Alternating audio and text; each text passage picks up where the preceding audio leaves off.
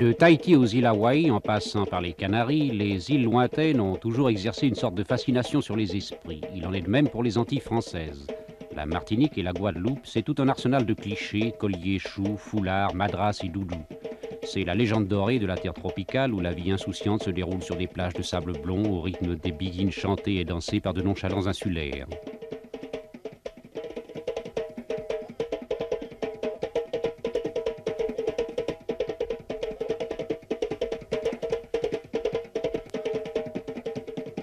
Filets de pêcheurs, petites cases coquettes le long de la route, champs de cannes, paysages verdoyants aux collines piquées de palmiers, le visage que présentent ces terres, promues en 1946 département français, tient de l'image d'Épinal.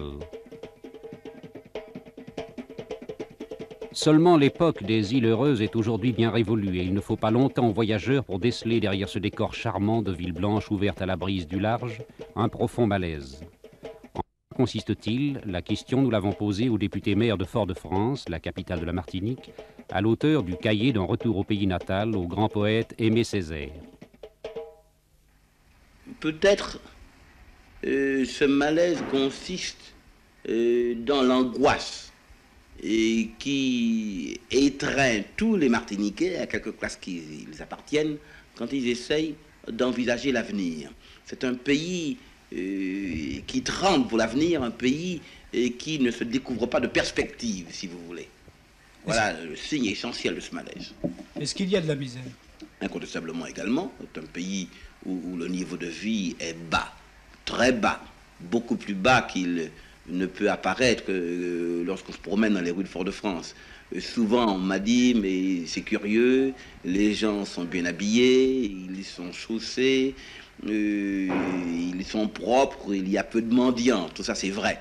Mais il ne faut pas se faire d'illusions malgré cela, malgré ce décor extérieur. Et le Martiniquais est extrêmement soucieux de sa dignité extérieure. Malgré tout cela, il y a une misère réelle, il y a une misère profonde. Et moi, je le sais bien, dans mon cabinet de maire, tous les gens qui viennent me voir, toutes ces mères de famille, tous ces hommes qui viennent me parler des conditions dans lesquelles ils vivent, de leur habitat, et qui viennent demander du travail, c'est là véritablement qu'on peut mesurer la misère martiniquaise.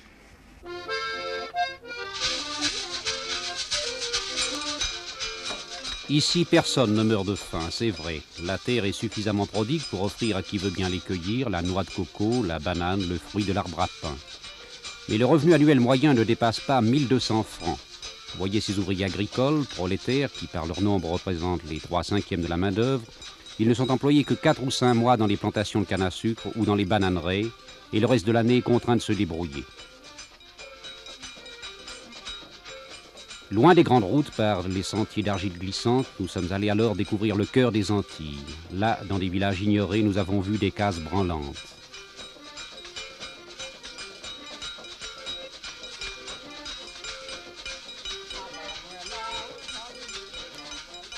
Pas d'eau courante, pas de plancher, pas de lumière, pas de fenêtre. Un seul ornement chez ces paysans inscrits au Parti communiste, une image de la Vierge.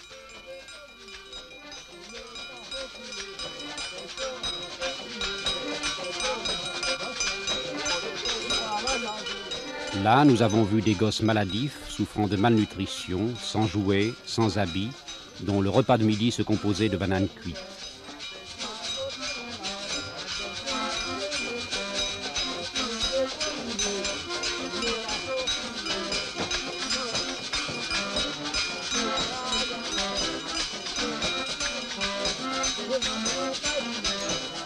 On construit des écoles, on construit des hôpitaux, un immense effort social est en cours.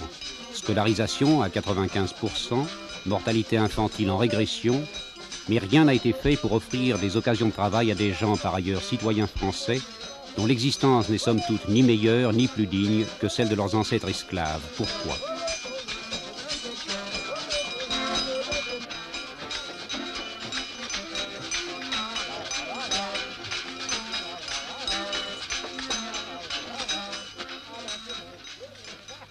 Vous avez combien d'enfants? 10. 10, c'est beaucoup. Oui. Pourquoi vous avez autant d'enfants? Je sais pas. Ils sont tous du même père? Non, 2 pères. Combien? 2 pères. 2 pères. Vous êtes mariés? Non. Vous allez à l'église le dimanche? Oui, couramment. À la messe? Oui, Tous les dimanches? tous les dimanches. Le problème est d'autant plus aigu que les îles sont surpeuplées. En Martinique, où 285 000 habitants vivent à l'étroit sur 1000 km², les statistiques révèlent une poussée démographique annuelle de 3,5%. D'ici 20 ans, la population aura donc doublé. Même chose en Guadeloupe, où le nombre des habitants croît de plus de 8 000 chaque année. De tout temps, le peuple a été amateur de familles grouillantes et a connu un nombre élevé de naissances illégitimes. Près de la moitié de ces jeunes Antillais sont des enfants naturels. Le système des allocations familiales a de plus été interprété comme un encouragement à la procréation. Avec mes souvenirs, j'ai allumé le feu, mes chagrins, mes plaisirs, je n'ai plus besoin d'eux. Et pourtant, ici, c'est la France, à qui l'oublierait les hurlements d'Édith Piaf, que Radio Antilles propage jusque dans les HLM de Fort-de-France, aurait au fait de le rappeler. Si elles sont parmi les plus jeunes départements français, la Martinique et la Guadeloupe sont aussi parmi les plus anciennes terres françaises d'outre-mer.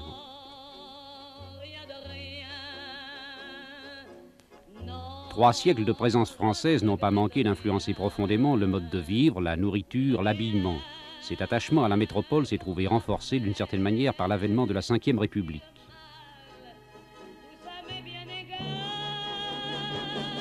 Lors du voyage du général de Gaulle aux Antilles, il y a 2 ans, beaucoup de ceux qui eurent droit au shake-hand présidentiel refusèrent ensuite et pendant longtemps de se laver les mains. Le goût de la critique, aussi répandu ici que le penchant pour le beefsteak pomme frite, peut passer également pour un signe de l'influence française. La chanson vient de Paris, la mode aussi. On boit au repas du Beaujolais, le drapeau tricolore flotte sur la préfecture et les petites filles font leur catéchisme. Ici, c'est la France et ce n'est pas la France. Ces noirs, ces mulâtres qui vivent à des milliers de kilomètres de la métropole peuvent-ils être considérés comme des citoyens à part entière ? Aucune de ces femmes qui se veulent élégantes comme une Parisienne, aucun de ces Noirs qui à l'école a appris l'histoire de nos ancêtres les Gaulois ne veut l'indépendance, mais la voix s'amplifie de ceux qui réclament l'autonomie. Je crois que si véritablement nous voulons résoudre nos problèmes, il faut libérer l'initiative martiniquaise. Vous connaissez la vieille formule de l'amnèse sur la centralisation abusive. On a dit que c'est l'apoplexie au centre et que c'est la paralysie aux extrémités. Eh bien, nous sommes à une des extrémités, une extrémité lointaine, 7000 km de la France, et effectivement, je considère que le système actuel, pour la Martinique, signifie l'immobilisme. Et l'immobilisme, pour un pays comme celui-ci, et qui est en pleine croissance démographique, qui dans 20 ans va doubler de population, ben, l'immobilisme dans un pays comme celui-ci, c'est la mort. C'est la ruine, c'est le chaos. Voilà pourquoi je crois qu'il faut changer le statut départemental. Ne pensez-vous pas qu'il est illogique de la part des Antilles, à l'heure de la décolonisation, de l'indépendance, de vouloir rester attaché à un pays métropolitain situé à des milliers de kilomètres? C'est un des paradoxes, mais vous savez bien que l'histoire est faite de paradoxes. Et la route de l'histoire n'est pas simple, il faut tenir compte de l'histoire. La Martinique a vécu en symbiose avec la France depuis 3 siècles. Et la géographie est une force, mais l'histoire aussi est une autre force. Et si vous voulez, culturellement, nous avons toujours appartenu à l'univers français. il était contestable qu'il y a dans ce pays une présence extrêmement forte de la civilisation française. Ce n'est pas la seule composante, comme voudraient le faire croire certains Martiniquais. Et ce n'est pas la seule composante, comme voudraient le faire croire le gouvernement français. Par exemple, je considère qu'il y a une autre composante qui est la composante africaine.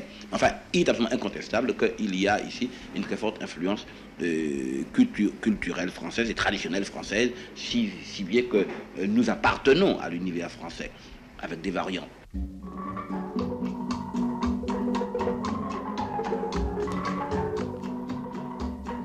dont les Antilles ne sauraient être considérées comme des départements à part entière. Elles vendent leur rhum, leur sucre, leurs bananes à la métropole, qui en contrepartie leur expédie tout ce dont elles ont besoin pour vivre.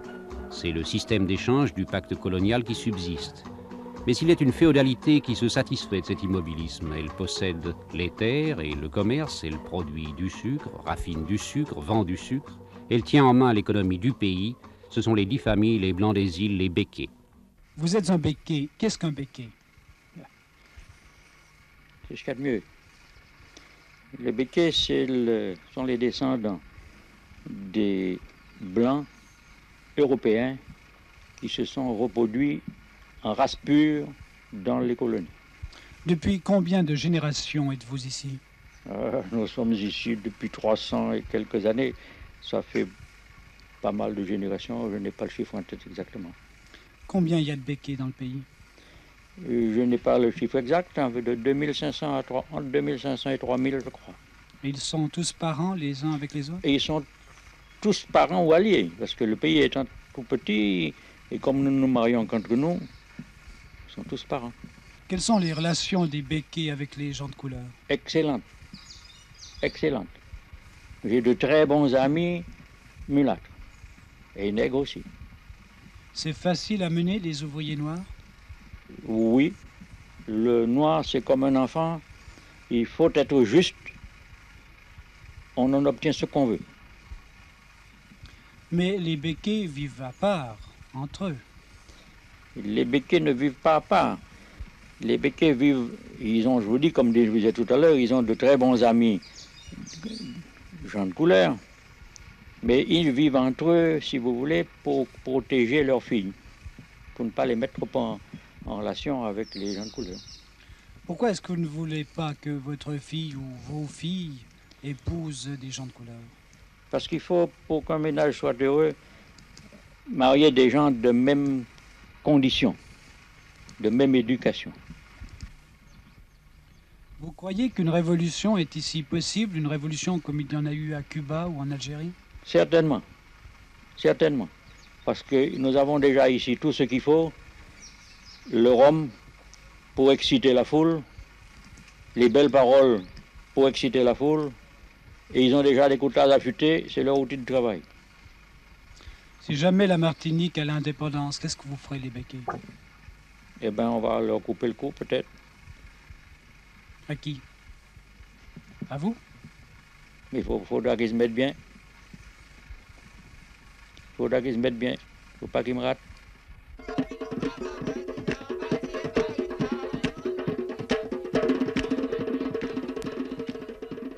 Déjà le sang a coulé.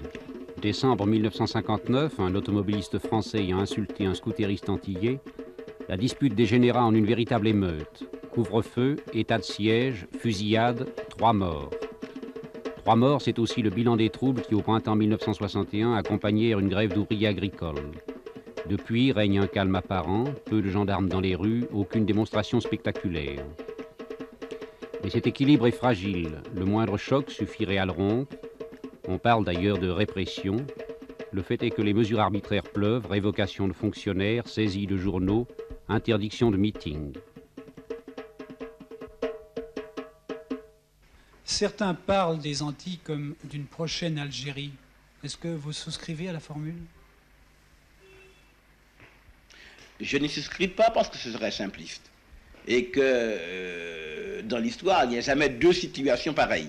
L'autre disait qu'on ne se baigne pas dans le même, on ne se baigne jamais 2 fois dans le même fleuve. Eh bien, c'est encore plus vrai dans le domaine historique. Il est clair que la situation martiniquaise, la situation antillaise, présente des différences considérables. Différences de civilisation, différences de tradition, différences géographiques, différences politiques.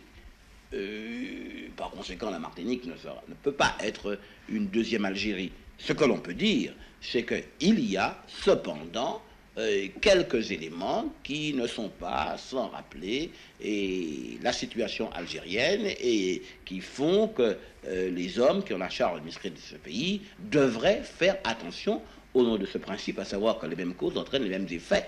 Nous avons d'abord la même poussée démographique qu'en Algérie, nous avons le même manque d'industrialisation, nous avons le même type d'économie qui reste encore une économie coloniale, et nous avons le même système politique qui est un système de fausse assimilation, un système de fausse intégration.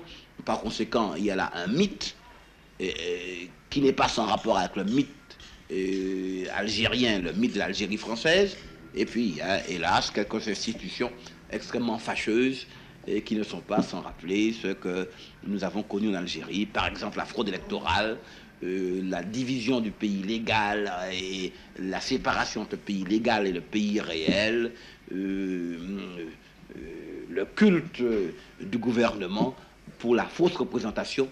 Bref, le béni oui-oui n'est pas seulement algérien, le béni oui-oui c'est aussi un idéal, l'idéal d'administration française métropolitaine à la Martinique.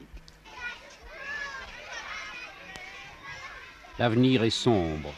Si les autorités n'y veillent, d'ici 3 ans, les Antilles compteront 50 000 chômeurs. On parle alors d'industrialisation. Mais pour l'heure, la mode est au tourisme.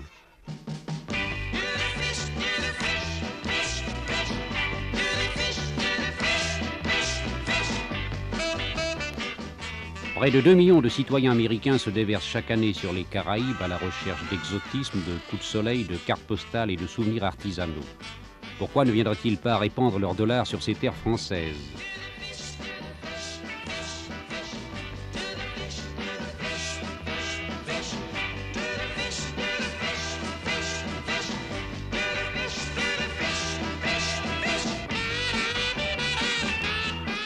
Nulle part dans les Antilles, il n'y a de plages aussi charmantes, de bougainvilliers aussi éclatantes, de paysages aussi variés.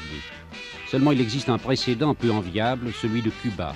On sait depuis que l'implantation du tourisme et de ses joies annexes dans les pays jeunes entraîne parfois une détérioration des mœurs.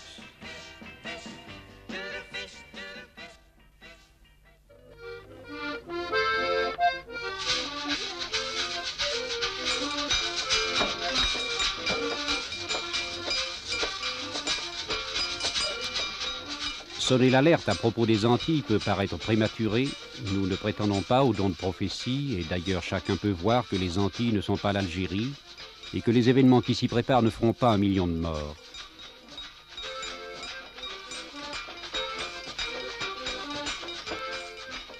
Mais ces terres françaises depuis 300 ans risquent de réserver à la France de pénibles surprises.